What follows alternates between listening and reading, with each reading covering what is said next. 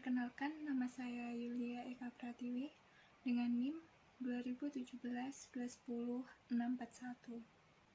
Di sini saya akan mempresentasikan mengenai metodologi penelitian saya yang berjudul Pengaruh Perputaran Modal Kerja, Rasio Aktivitas, dan Ukuran Perusahaan terhadap Profitabilitas Perusahaan di Sektor Farmasi yang ada di Bursa Efek Indonesia periode 2014 hingga 2018.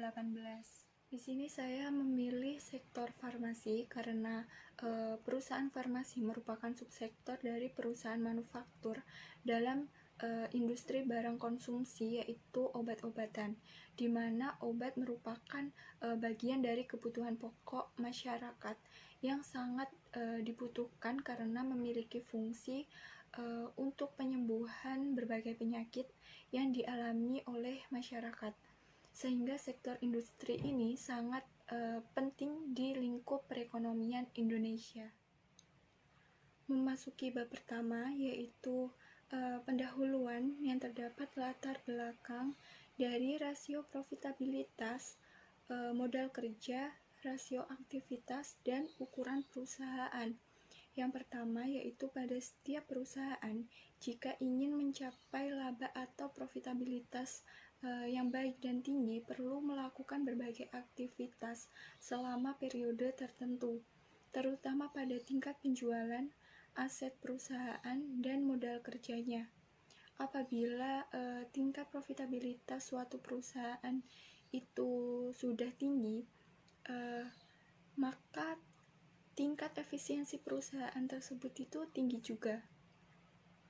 Jadi profitabilitas dapat memberikan ukuran tingkat efektivitas manajemen suatu perusahaan dengan menunjukkan laba yang dihasilkan dari penjualan dan pendapatan investasi mengalami keuntungan atau tidak pada perusahaan tersebut, sehingga rasio profitabilitas merupakan rasio yang digunakan untuk menilai kemampuan perusahaan dalam mencapai sebuah keuntungan.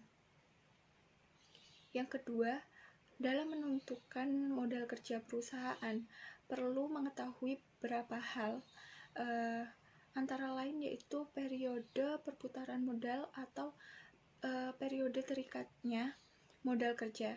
Selain itu, juga perlu memahami pengeluaran kas rata-rata perusahaan setiap harinya, seperti untuk keperluan pembelian bahan mentah, bahan pembantu, kemudian pembayaran upah atau biaya-biaya lainnya. Sehingga modal kerja itu untuk melakukan kegiatan operasi perusahaan yang dapat diartikan sebagai investasi yang ditanamkan dalam aktiva lancar atau aktiva jangka pendek. Yang ketiga, ada rasio aktivitas yang digunakan untuk mengukur efektivitas suatu perusahaan dalam menggunakan aktiva yang dimiliki suatu perusahaan. Kemudian yang keempat, ada ukuran perusahaan yang pengelompokannya ada beberapa, di antaranya yaitu perusahaan besar, sedang, dan kecil. Untuk skala perusahaan merupakan ukuran yang dipakai untuk mencerminkan besar kecilnya suatu perusahaan yang didasarkan total aset perusahaan. Dan perusahaan yang besar akan semakin mudah untuk mendapatkan dana eksternal berupa hutang dalam jumlah yang besar, sehingga akan membantu kegiatan operasional suatu perusahaan dan menyebabkan produktivitas perusahaan semakin meningkat, sehingga profitabilitas perusahaan itu juga akan meningkat. Selanjutnya mengenai perumusan masalah. Berdasarkan latar belakang yang telah saya jelaskan tadi, terdapat beberapa rumusan masalah. Yang pertama yaitu apakah pengaruh perputaran modal kerja, rasio aktivitas, ukuran perusahaan secara simultan berpengaruh signifikan terhadap profitabilitas perusahaan farmasi. Kemudian yang kedua yaitu apakah perputaran modal kerja berpengaruh positif signifikan terhadap profitabilitas perusahaan farmasi. Kemudian yang ketiga yaitu apakah rasio aktivitas berpengaruh positif signifikan terhadap terhadap profitabilitas perusahaan farmasi. Kemudian yang terakhir yaitu apakah ukuran perusahaan berpengaruh positif signifikan terhadap profitabilitas perusahaan farmasi. Yang ketiga yaitu mengenai tujuan penelitian. Berdasarkan rumusan masalah yang telah saya jelaskan tadi, terdapat beberapa tujuan penelitian. Yang pertama yaitu mengenai menguji pengaruh perputaran modal kerja, rasio aktivitas, ukuran perusahaan secara simultan terhadap profitabilitas perusahaan farmasi. Kemudian yang kedua yaitu menguji perputaran modal kerja terhadap profitabilitas perusahaan farmasi. Kemudian yang ketiga yaitu menguji rasio aktivitas terhadap profitabilitas perusahaan farmasi.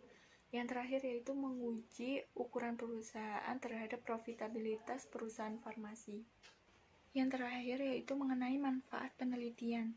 Dibagi menjadi 3. Yang pertama yaitu bagi penulis, mampu menambah wawasan dan mengembangkan kemampuan mengenai penerapan ilmu yang telah didapatkan saat kuliah ke dalam penelitian ini, khususnya pada pengaruh perputaran modal kerja, rasio aktivitas, ukuran perusahaan terhadap profitabilitas suatu perusahaan.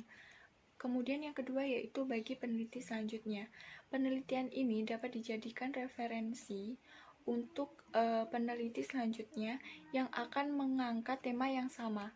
Kemudian bagi perusahaan ada 2 manfaat, yaitu mempunyai gambaran yang jelas mengenai pengaruh perputaran modal kerja, rasio aktivitas, dan ukuran perusahaan terhadap profitabilitas.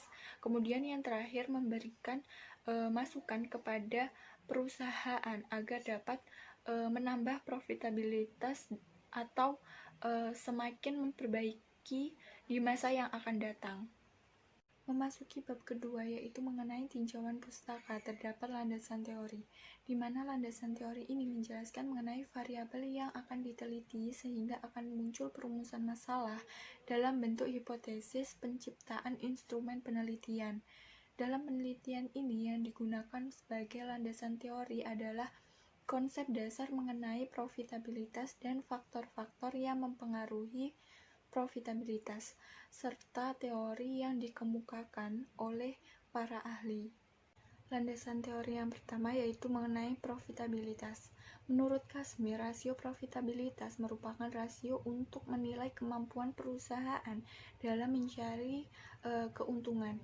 Ada beberapa cara untuk mengukur profitabilitas. Yang pertama yaitu menggunakan return on investment, di mana rasio ini menunjukkan kemampuan perusahaan untuk mendapatkan keuntungan yang digunakan untuk menutupi investasi yang dikeluarkan. Kemudian yang kedua yaitu menggunakan return on asset, di mana rasio yang menunjukkan atas jumlah aktiva yang digunakan dalam perusahaan.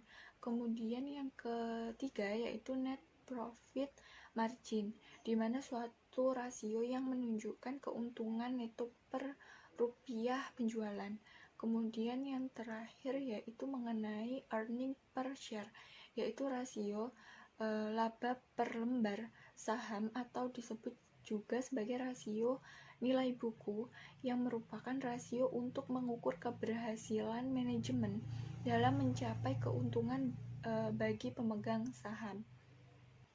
Selanjutnya yaitu mengenai pengaruh modal kerja terhadap profitabilitas. Modal kerja itu sendiri menurut Kazmir merupakan modal yang digunakan untuk melakukan kegiatan operasi di suatu perusahaan. Yang ketiga yaitu pengaruh rasio aktivitas terhadap profitabilitas.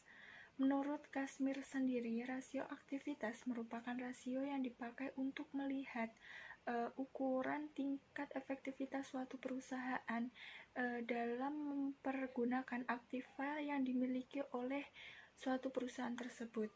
Dan ada beberapa cara untuk mengukur Rasio aktivitas ini yang pertama yaitu inventory turnover, yaitu perputaran persediaan. Kemudian yang kedua yaitu average day in inventory. Kemudian yang ketiga yaitu receivable turnover, yaitu perputaran piutang. Kemudian yang keempat average day sales outstanding. Kemudian yang kelima fixed asset turnover. Dan yang terakhir yaitu total asset turnover. Kemudian landasan teori yang terakhir yaitu pengaruh ukuran perusahaan terhadap profitabilitas, di mana ukuran perusahaan tersebut merupakan ukuran atau besar kecilnya aset yang dimiliki suatu perusahaan, di mana ukuran perusahaan dapat diukur menggunakan loan total asset. Dalam slide ini terdapat kerangka penelitian dan juga hipotesis penelitian. Untuk kerangka penelitiannya dapat dilihat sendiri pada slide. Untuk hipotesis penelitiannya terdiri beberapa hipotesis penelitian sebagai acuan awal untuk penelitian ini.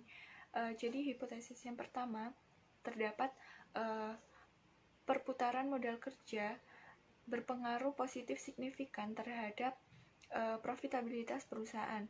Hipotesis yang kedua yaitu rasio aktivitas berpengaruh positif signifikan terhadap profitabilitas perusahaan. Dan yang terakhir yaitu ukuran perusahaan berpengaruh positif signifikan terhadap profitabilitas suatu perusahaan. Memasuki bab ketiga yaitu metode penelitian. Terdapat rancangan penelitian.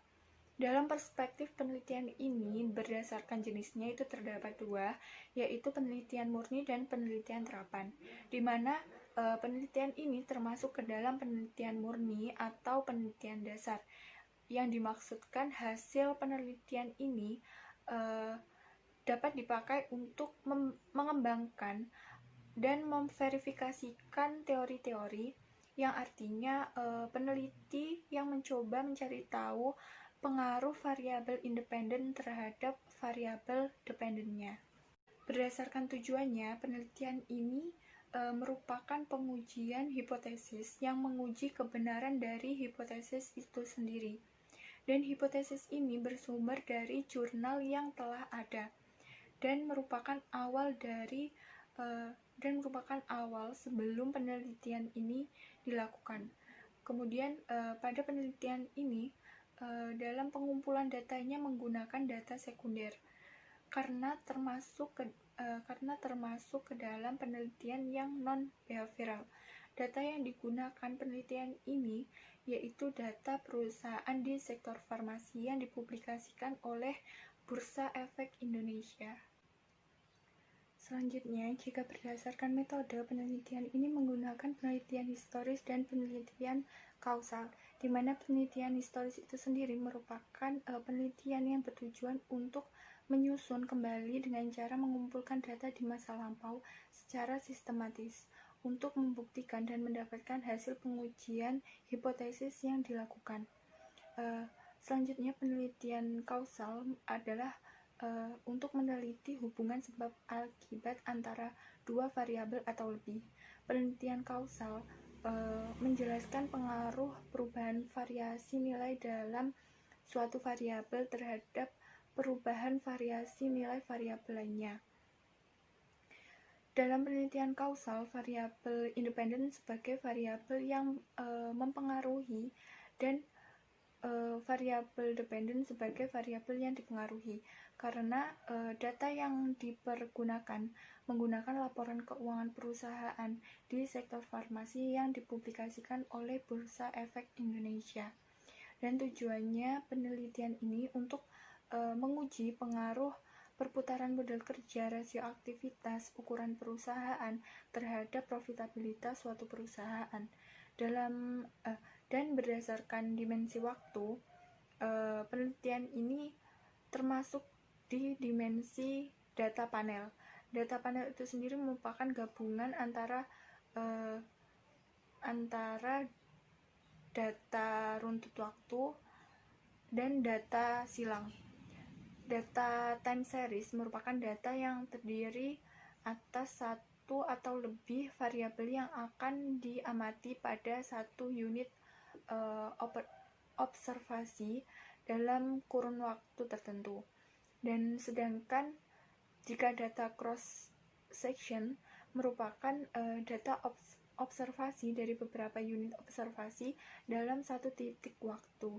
Jadi penelitian ini mengumpulkan informasi seperti menggunakan data keuangan pada perusahaan di sektor farmasi yang terdaftar di Bursa Efek Indonesia pada periode 2014 hingga 2018.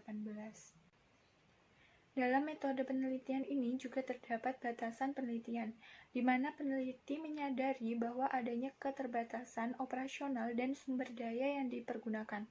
Yang pertama yaitu membatasi variabel yang digunakan, yaitu dalam pengukuran faktor yang mempengaruhi profitabilitas hanya menggunakan perputaran modal kerja, rasio aktivitas, dan ukuran perusahaan. Kemudian yang kedua yaitu membatasi sampel yang diteliti, hanya meneliti perusahaan di sektor farmasi yang terdaftar di Bursa Efek Indonesia. Kemudian yang ketiga, membatasi periode penelitian. Dalam penelitian ini hanya meneliti pada periode 2014 hingga 2018. Selanjutnya, identifikasi variabel. Dalam penelitian ini hanya ada dua variabel, yaitu variabel dependent dan variabel independent. Yang pertama, variabel terikat atau variabel yang dipengaruhi adalah profitabilitas. Kemudian yang kedua yaitu variabel bebas atau variabel yang mempengaruhi adalah perputaran modal kerja, rasio aktivitas, dan ukuran perusahaan.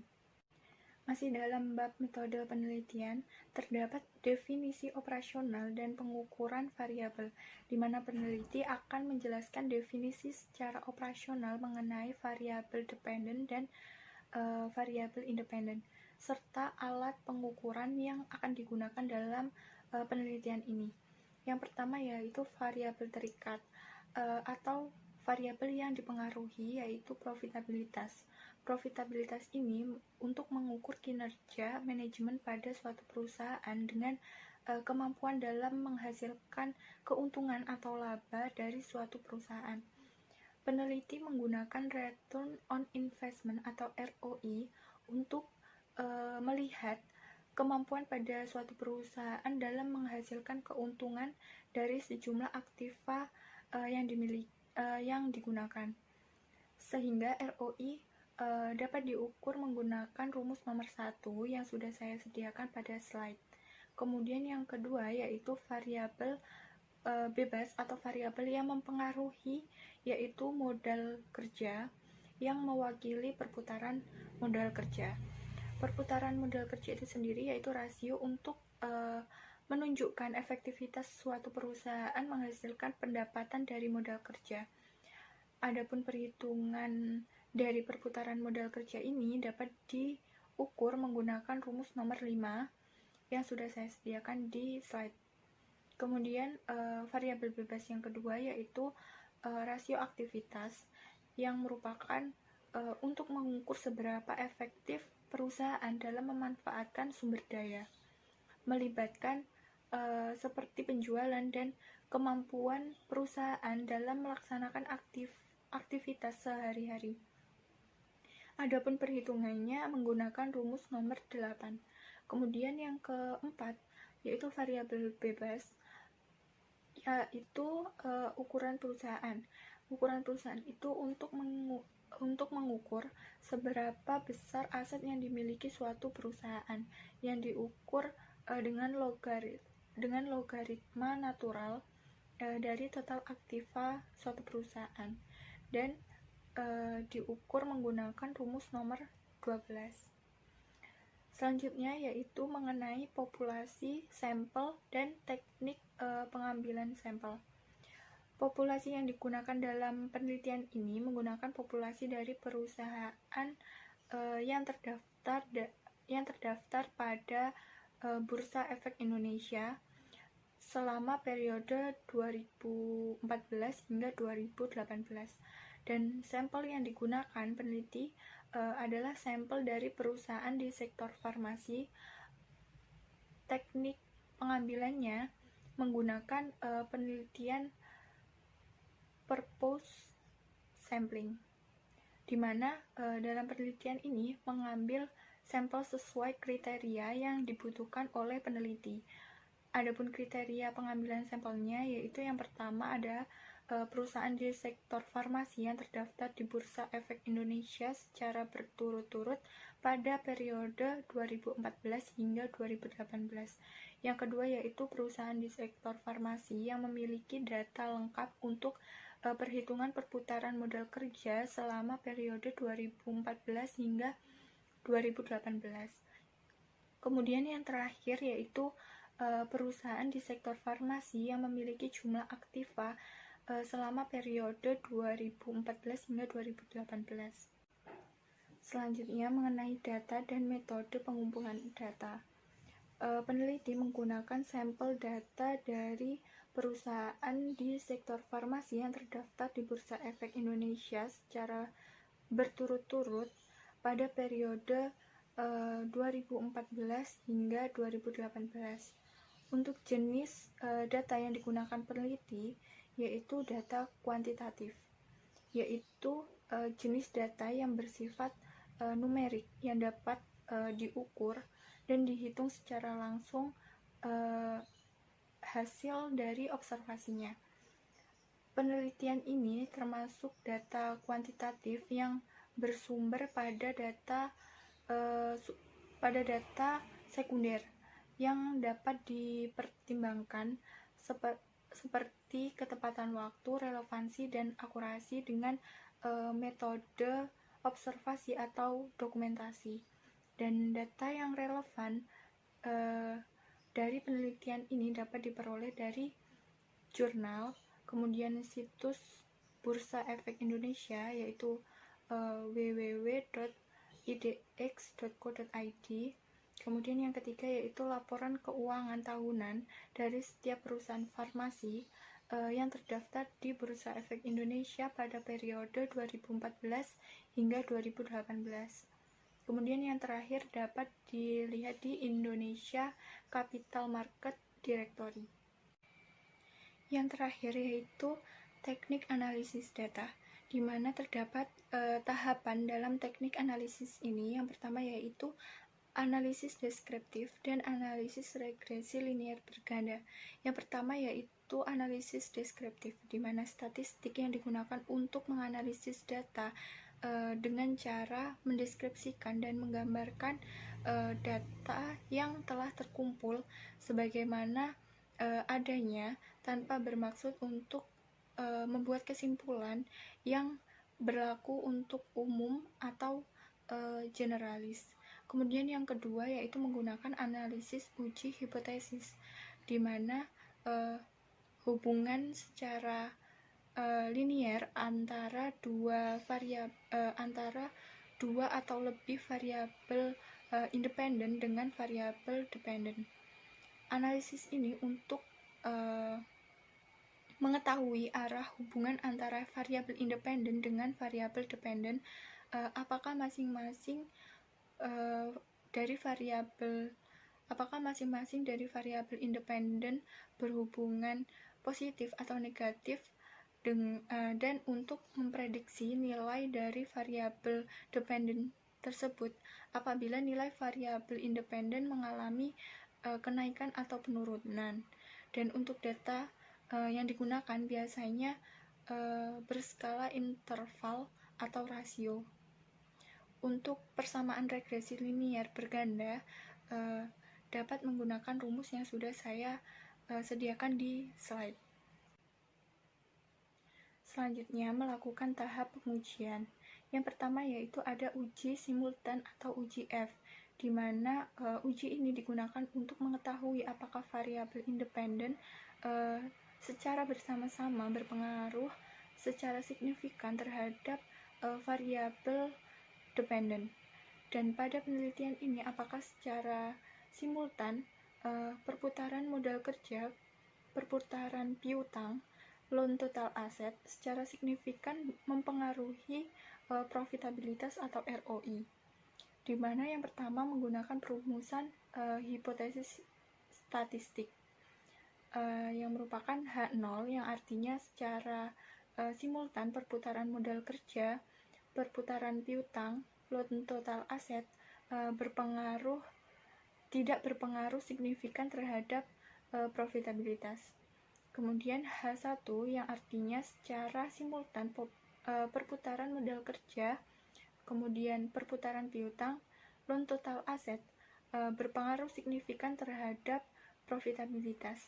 Kemudian yang kedua yaitu menggunakan tingkat signifikan sebesar 0,01.